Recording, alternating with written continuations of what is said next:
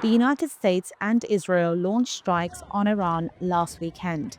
This war started in the Middle East, but its consequences are coming for all of us.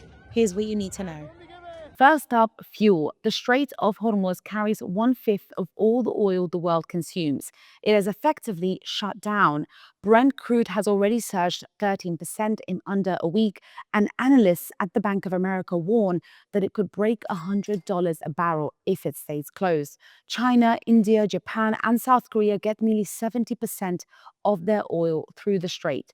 Across Asia, Goldman Sachs says that even a 6-week closure could put inflation up by 0.7%. And Qatar's energy minister has just warned that war in the Middle East could bring down the economies of the world, predicting that all Gulf energy exporters would shut down production within weeks and drive oil to $150 a barrel. Second, and this is one that could hurt most, food.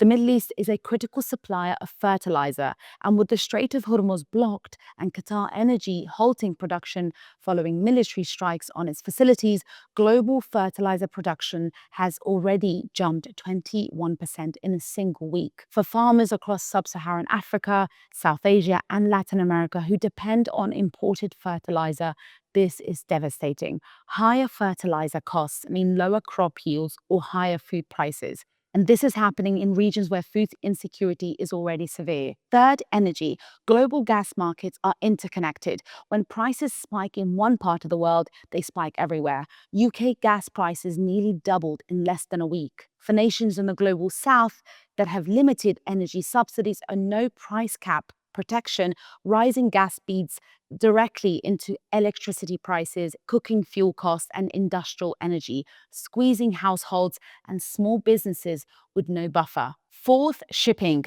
Think of the Strait of Hormuz as a highway, not for cars, but for the world's oil and goods. Around one-fifth of everything the world trades passes through that single stretch of water between Iran and Oman. Right now, that highway is closed. Around 200 tankers are stranded. Ships that were moving are now sitting still. And when ships stop moving, the cost of moving anything, oil, medicine, food, machinery, goes up. The IMF says that these price rises take around 12 months to fully show up in shops and markets.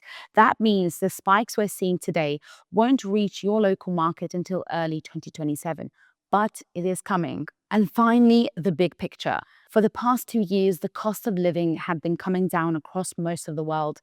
People were starting to breathe again. But when oil, food, and energy all get more expensive at the same time, that relief disappears fast. And here's where it gets really serious. When prices rise, the US Federal Reserve, America's central bank, puts up interest rates to try to control it. That sounds technical, but here's what it means in practice. It makes the US dollar stronger, and when the dollar gets stronger, poorer countries who borrowed money in dollars suddenly owe a lot more. Their debt becomes harder to pay off.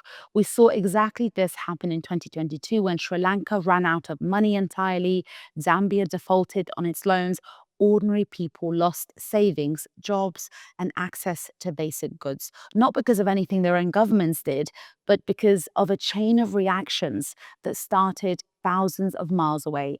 That chain of reaction is starting again. This conflict may have started in the Middle East, but its economic shockwaves will be felt everywhere.